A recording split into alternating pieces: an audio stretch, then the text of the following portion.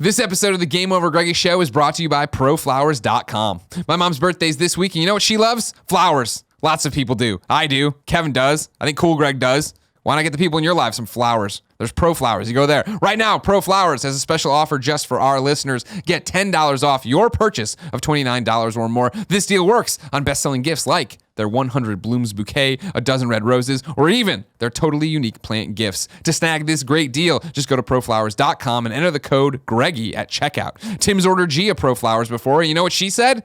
I don't know. I wasn't there, but I get they're still together. So when they got, I'm sure she liked it. It was probably something like, Tim, these flowers are wonderful. Please pour me more wine. Pro Flowers are guaranteed for 7 days of your money back. They have a whole bunch of things that are quality checks. It's great. So go to Pro Flowers, not Bro Flowers, proflowers.com. Use the offer code Greggy at checkout to get $10 off.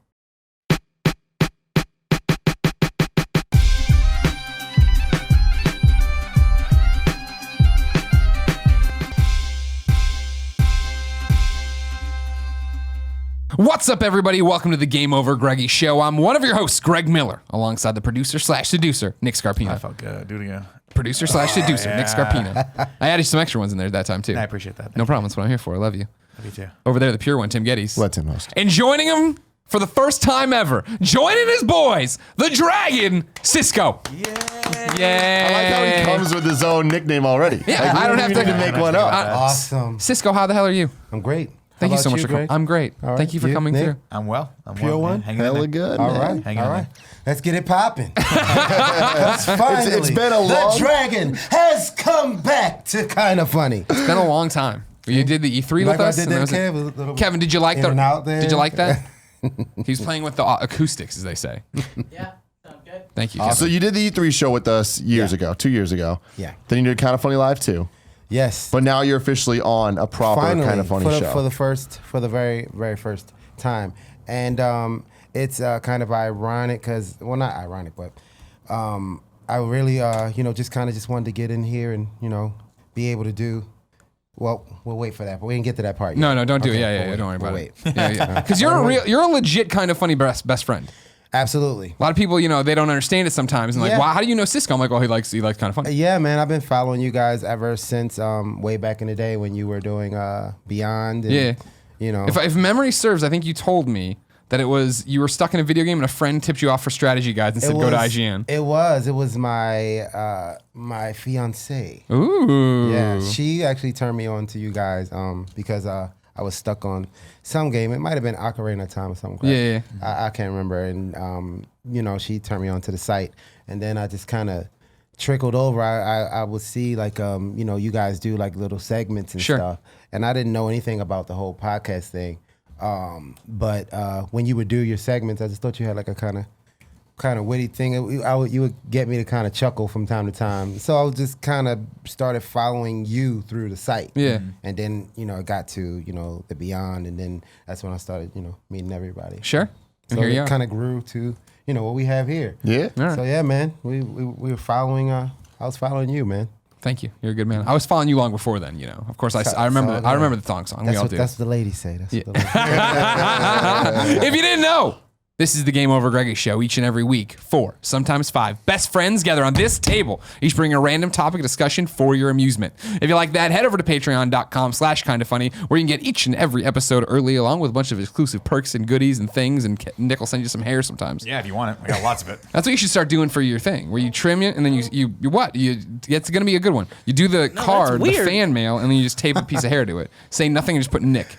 Exclamation. How about if I do like more of like a glitter bomb, but with my chest hair, like my shaved off chest hair? So Just when open the people envelope, pull it out, all the chair Let's fall, not like, do all the that, hair falls guys. out. That's no. It that's won't not go the up in business. the air so much. Yeah. You might inhale some of it and have a part of me like- inside of you. Have like one of those creepy messages where you like cut like letters out from I hope you like this fan mail, fan. this hairball. If you got no bucks to toss, no big deal. You can head over to youtube.com/kindoffunny, where we put the show up topic by topic, day by day, until it goes up as one big video in MP3 the following Friday.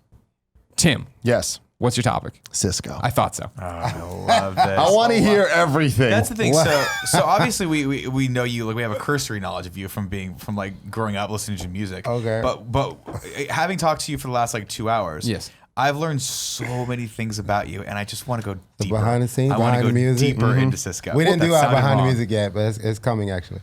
Well, what do you want to know? Well, the weird thing about it is, like, since we've struck up the friendship where I will text you and you'll call me about video games and we talk, it is that thing of like, sure, I remember Thong Song, I remember Wild Wild West, I remember us. SisQo, and you come in, like, oh, who does, who doesn't remember these moments? Right. We know that, but it's like then just in the car, you like, oh yeah, and I used to date Beyonce in this, and we're all like, huh, and you're like, wait. hey, I was in this thing and I was in this movie, and I was like, whoa, what up? We were friends. Okay, That's all I said here. was Let we me were go, let, friends. let me go this way. You have a photo of you and Beyonce on a red carpet. I missed That that. could've That been wasn't in anything, right? that wasn't in my SisQo memory banks. Okay, That was That's- that was the MTV Movie Awards. We hosted that together. But me and Beyonce were just like friends. We Sure, used to- sure. We were on tour a lot in the beginning of our career. So, we used to, call each other. I knew her mom and her sisters and Yeah. stuff. So we were No just big friends. deal. We didn't. Just the Knowles sisters. It never really went like. Damn, Greg, trying to start gossip. I'm not starting anything. I misinterpreted the photo. Come in. You're trying to That get into all sorts of you're heat. having tea. We looked like we were, but it was because we generally got along. Sure. So that's why we look so comfortable. That's how me and Kevin look. Which, by the way, Yeah. Beyonce, I don't know her today that she's married to Jay-Z. Sure. And I knew Jay-Z back in the day too, but See, that's what I'm you talking can't about. say When you things drop like that. stuff You like can't drop that, things is like that. that's the and you're like, oh, and I was shooting this movie and I met this guy. I'm like, oh, yeah, okay. Oh, So- yeah, my first on-screen kiss was with Mila Kunis. oh yeah, that one's true. That one's all the Oh way, my God. all the way true. And Mila is a very, very nice person, man. When we were shooting the movie Get Over It, it was myself, Colin Hanks, Ben Foster, Zoe Saldana. No big deal. Just one of the Guardians of the Galaxy. It was And but Star it was Trek, she was in the first Spider-Man. Kirsten Dunst. Okay. Kirsten Dunst, yeah. She was in it as well. And Hashtag smash the Dunst. Yeah. We tried to get her to play Smash Brothers, and this it never worked out. It turns out there's a different connotation to that. Yeah. I didn't know. That's a legit kind of funny story Greg that I Miller. did not know. I am old. man, but no, everybody was really cool. Especially that is that funny. It really is. Everybody was really cool, but Mila was like especially cool because this was way back in 2001, and we were on the set. And we're just shooting the breeze. Was this when she was doing that 70s show? Do you remember if that was that? It was I can't remember what the right time. after that. Right after, okay. Or I think it was like towards the end. Okay, because that show was huge. That's Yeah, awesome. and so she was telling me that she was shooting, she was doing some voiceover work for a new cartoon called Family Guy. And I was like, wow, is it cool? Is it funny? She was like, oh yeah, it's really funny. I was like, man, you should give him a nod, like see if I can go, read for him or whatever. And she gets me a read, and so I go to read for Brian the dog. And apparently, Seth MacFarlane, the creator, apparently he didn't like any of the auditions for Brian, and so that's why when you hear Brian the So dog, it's it's just his natural voice. That's fascinating.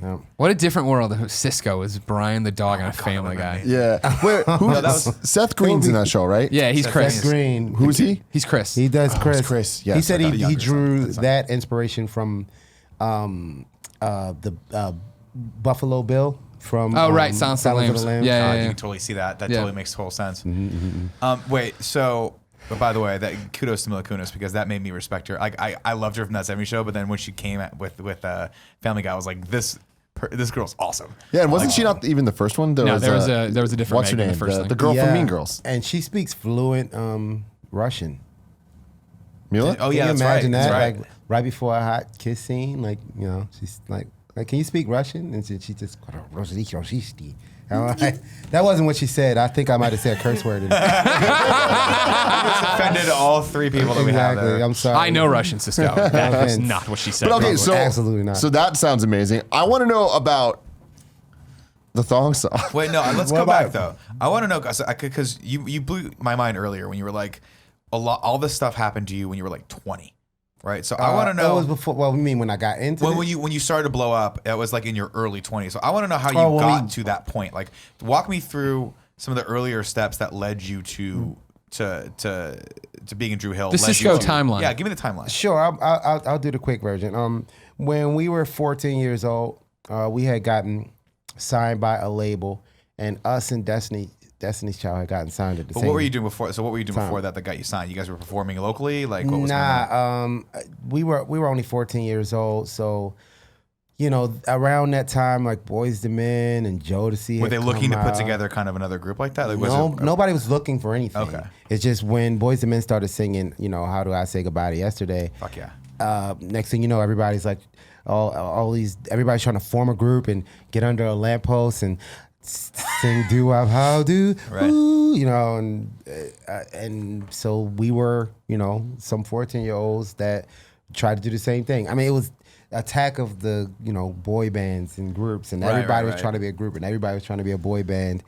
And So did you guys start performing like with other locally? people's things? We started performing locally, And you did the Baltimore? church thing you were saying too. I right? I only sang gospel music because I didn't really look at myself as a singer because I was dancing. I was kind of known to be a dancer before I was known to sing because I only sang in church.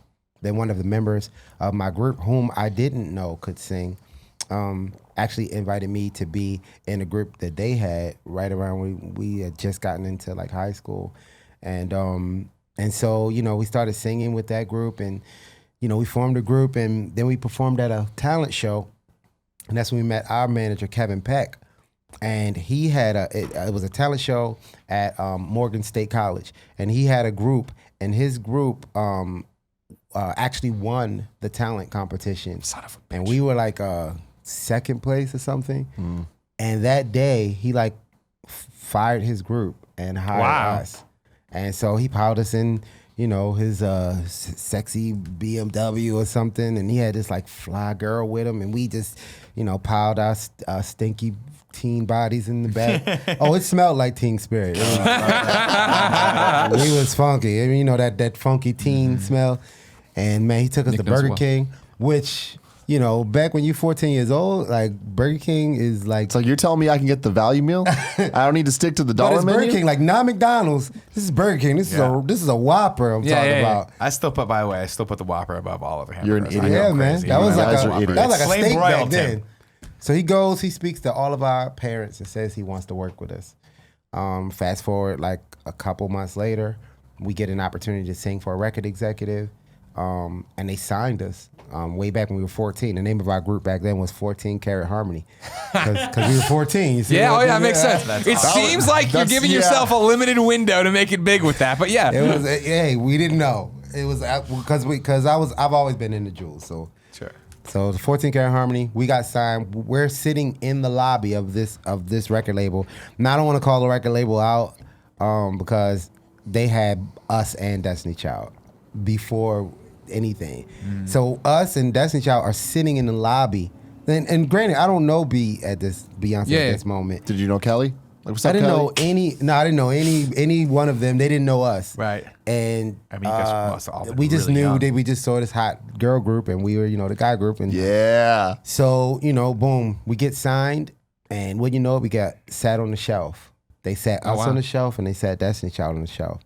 So then it took us now needless to say, when I got this record deal, I go back to school the next day after we get the record deal, right?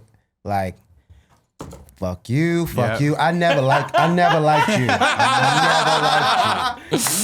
Yes. Right? Yes. You'll see me in the papers. Right. See you at the top, bitches, right? He shows up. He's Wrong. 14. He shows up in a Lambo. Just pulls up. It was at the end of the year too, right before summer. Oh, God. So I was like, F you I'm about to all, you know what I blow up. mean? Dude, so we get sat on the shelf. Humble lesson number 1. Yep. That the universe was teaching us. If I wouldn't have said F everybody, we might have came out earlier. Don't know. Come back the next year. Hey, Mr. Record Deal, whatever happened to F us? I'm like, shut up. You know what I mean? So now I have no choice but to get my grades up because I didn't know if we were going to get signed.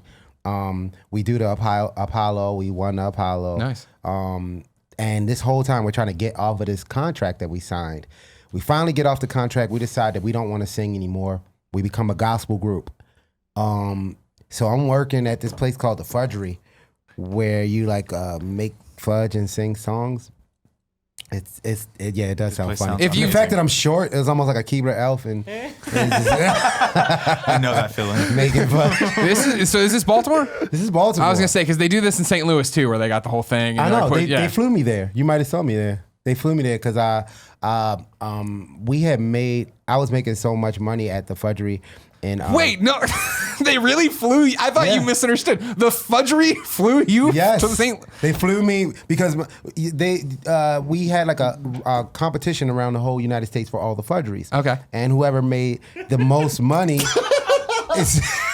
it does sound that funny, right? Whoever made the most money, you would get like a bonus check. So Sure. if you were number one, you would get a $50 bonus check. Number two, you would get, and so on and so forth. Yeah.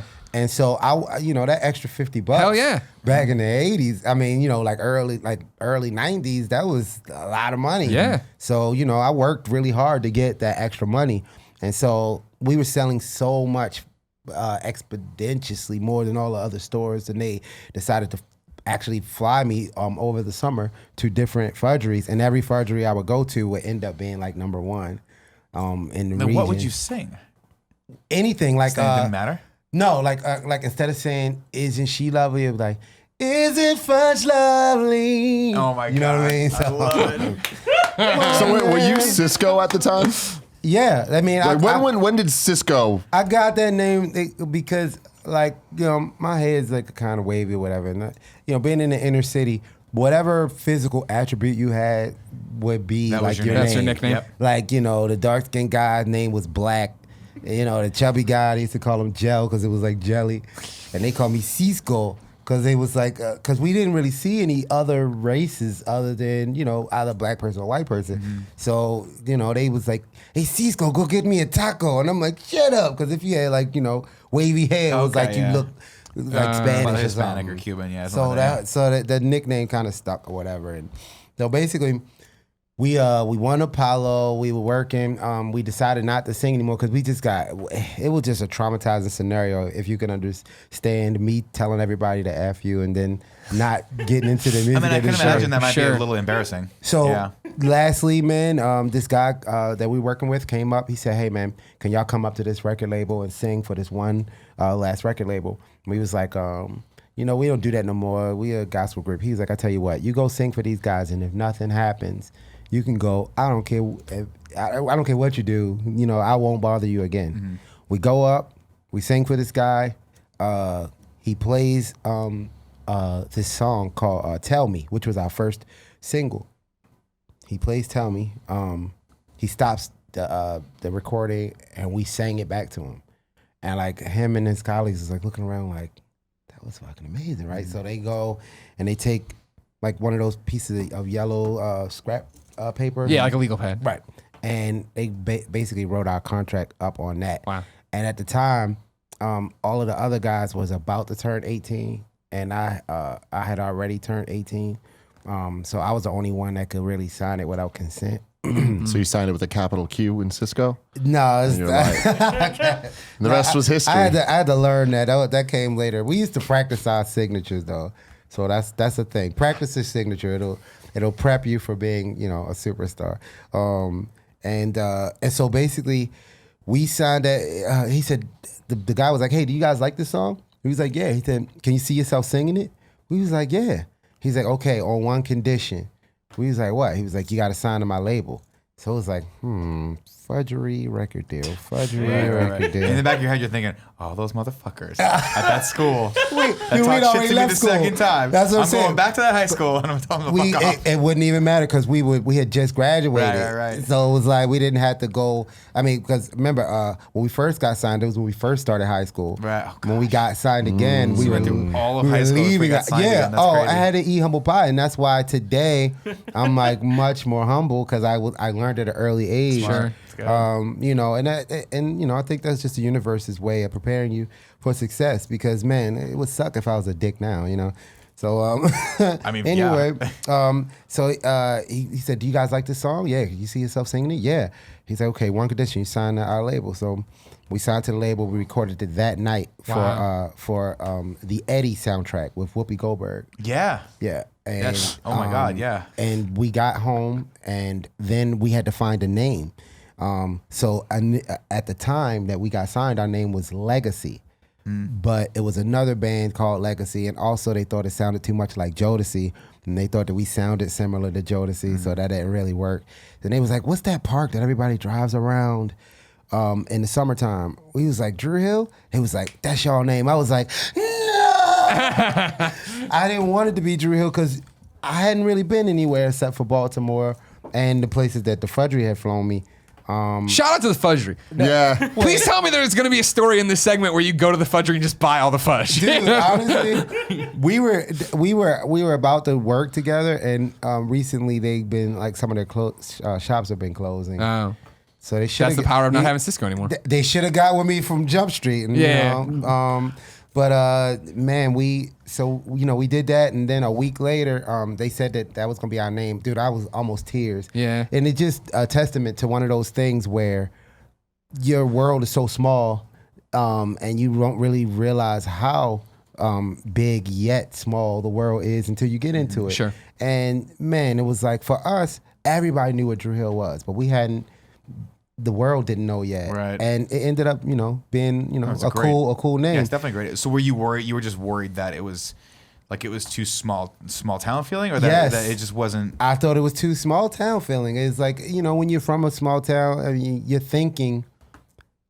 you're not thinking about the big picture. Right. And all you believe is, oh my God, like, really, Drew Hill, that was the best you can come up with. But when, you're living on the West Coast and you hear Drew Hill, you're like, oh, that's fucking cool. That's a cool callback to where you came from. Everybody right? thought that I was Drew. And it's a Drew Hill in like a lot of cities too. Like, it's one in Atlanta and there's one and that's Everywhere you go, Chicago. you just act like Yeah. that's their. Yeah. Oh, Like yeah, it's you, Drew Lincoln Hill. Park is the same thing where it's like Right, that sounds it is. like a thing where I'm like, I don't know where it is, but and anytime I see a Lincoln Park, I'm like, oh, okay. Right, It's never Lincoln the Park. Lincoln Park. Right. But it was really Druid Hill Park. Oh, okay. Druid Hill Park, which is funny because we will always just say Drew Hill, and that's the way we say it in the inner city. The Druid was like left out; it was just Drew, so that's why how Right. we end up spinning it. And it was crazy because one of our guys that was in the group, he's like really like a really grew up in the church kind of guy. Like if you ever saw the movie, if you ever saw that movie Five Heartbeats, no. If you ever saw the Five Heartbeats, he's the dude choir boy. Like he was the church guy. The quintessential church guy in the Sure. black R&B group. This was this guy, right? Gotcha. And so everything about the group from day one when we got signed just rubbed his mom wrong and rubbed him wrong. And that comes full circle to the story I was telling you earlier that I'm sure we'll get to later. But man, he hated the fact that it was Druid Hill Park because it was like a Druids. pagan Yeah. and the Druids. He hated the whole dragon thing because it said that they called the devil the dragon in the Bible, and then it's just crazy because then you go around. So if you guys the- had been Legacy, it probably would have been. no, but okay it would have with been the him. Jodeci thing, Right. Because right. Jodeci's I just about meant to for do- him. For him, it would have been. Oh, I guess. Oh, would have been Jodeci? Oh no, for him, man, it was his mom always was like wanting him to sing gospel. And so he always kind of felt like he was letting her down. So almost it's like even though he was there, I almost kind of felt like it was pulling teeth. Like every time we would have to do something, it was almost like you had to talk him into doing almost everything that we were doing that we worked so hard to do. And it was just weird. But we got there, and a week later, I'm driving my mom's car, going to pick her up from work, and then our song comes on the radio, and dude, I'm like driving, and it was like an out of body experience, and my soul came out and sat in the passenger seat while I was driving, and I didn't blink the whole time, and it was like then when the song went off, I kind of pulled over, put the car in park. It's like, yes, oh, woo, we made it. I mean, dude, being a musician and hearing your song on the radio, it was mind blowing for one. For two, people kept calling in and was like, can you play it again? Can you play it again? And it was like Baltimore's own. Dude, they played that song like 50 times that day. And then the song just blew up, and then it went platinum in every single that we released commercially or album from that moment on. Either went platinum or multi-platinum. Wow. And that's a million for you guys. If you want to know what platinum is, it's 1 million records sold. Or it's getting all the trophies in a PlayStation.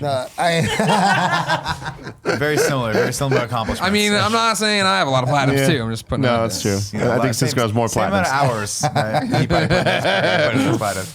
So then, okay, so you go from the Drew Hill thing, then Thong Song eventually happens. No, that was a. I want to get to the Thong Song. I'll get to it. I'll get to it. We'll do the quick version. So, and that was the quick version. I hope it wasn't too long. You're doing great. no, Don't worry this about is it. awesome. Everyone's enjoying Awesome. this. Joey So Noel's yeah. riveted right now, wherever she is. So then fast forward to through the first album. First album goes multi-platinum. Every single platinum or gold.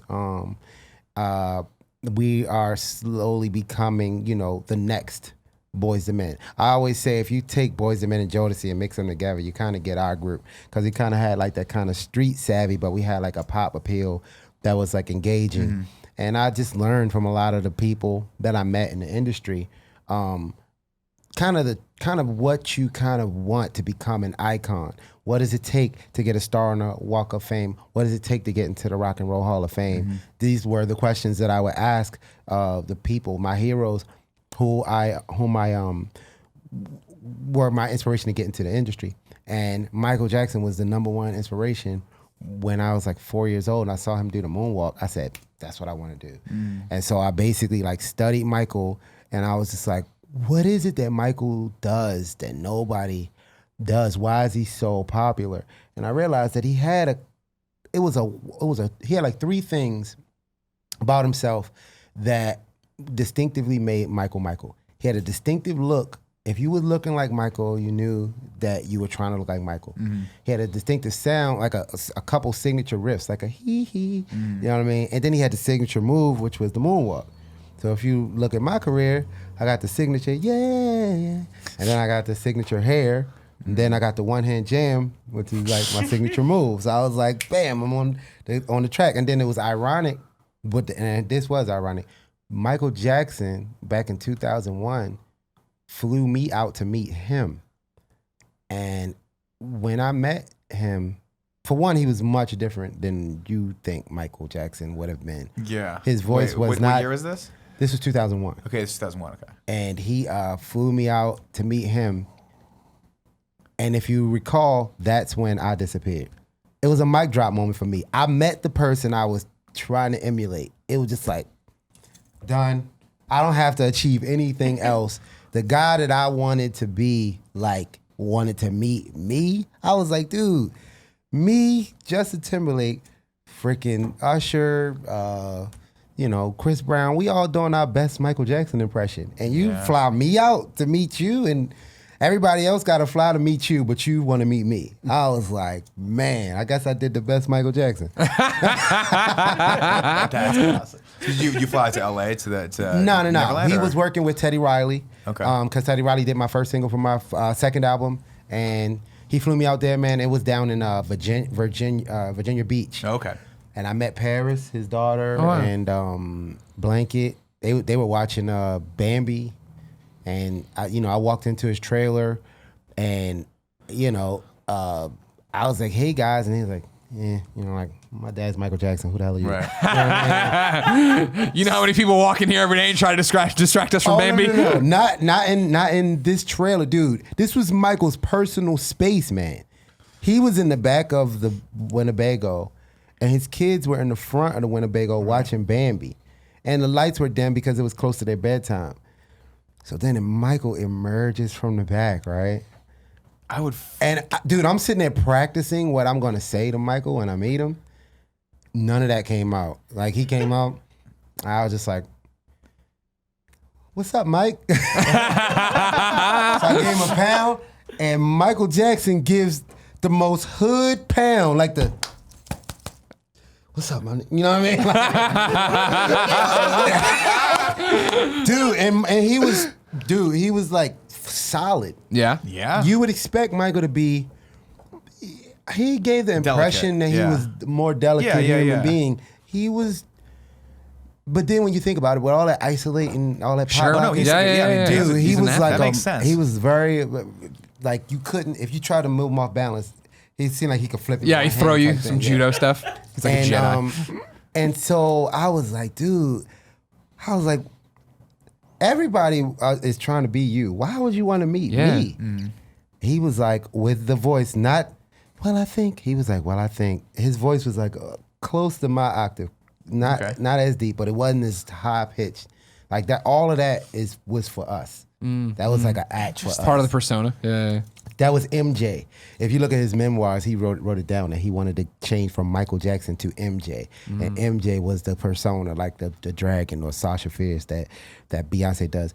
And he was like, man, I think you're very talented and you're going to go far in this industry. And then that was 2001, where literally when I disappeared, like then everybody was like, where the hell SisQo go? Because it was like I was going through some legal crap with my label and stuff, and it just, at that moment I had kind of achieved everything I wanted to achieve. Because prior to that, because you was asking how we got to the thong song, prior to that, the biggest thing that happened to my group was when Will Smith asked us to be a part of the Wild Wild West. So that was before Thong Song. Yes. Oh shit. Yeah. I got my timeline all messed up. Yeah, you're Yeah, mixed we up. were multi-platinum. My group and I, Drew Hill, were multi-platinum way before, like years before I even did Thong Song. And what happened was we had just came off of a European tour where NSYNC and 98 Degrees were opening for us. And right, it's crazy, right? Stop for a second. No, because it's crazy because I ended up Roll that opening back. for them, like when they You're did the telling No me Strings Nick Attached. Lachey opened for you. Yeah. Oh no, they played us in football too. They whipped our ass because we was in Germany, like playing football, and we're freaking 4 black guys, so we had on snowsuits and because dude, the snow was hot. Yo, Nick and those guys came outside in like some sweaters, and the snow was deep. Yo, they was running through that snow. Him and his brother. Yo, if you They could didn't just even care picture it this. wasn't 98 If you could degrees. picture it. It was fucking. terrible. I had no choice but to. I wanted to win, but it was no way we could match their speed because they was running around with like in just jeans. Yeah. You look like the Michelin Right. man out And we there. ain't trying to Oh my God, that's hilarious. They beat us horribly anyway. But every time I've seen those guys since then, they've always been so genuine. Man, me and Joey Fatone used to hang out when we was on tour with NSYNC, and man, he was just so cool. That was my man. Joey seems like a cool guy. He was cool. He was cool. Joey So seems was like he's in a good and place then with NSYNC. man, we was on tour. I was on tour with Backstreet Boys. I was supposed to be on the 9/11 flight, and I'm getting ahead of myself. Thanks for watching. You can subscribe here, go to Patreon there, check out Kinda Funny Games over there, or see a playlist of some stuff Kevin's assembling over there. Kevin's weird.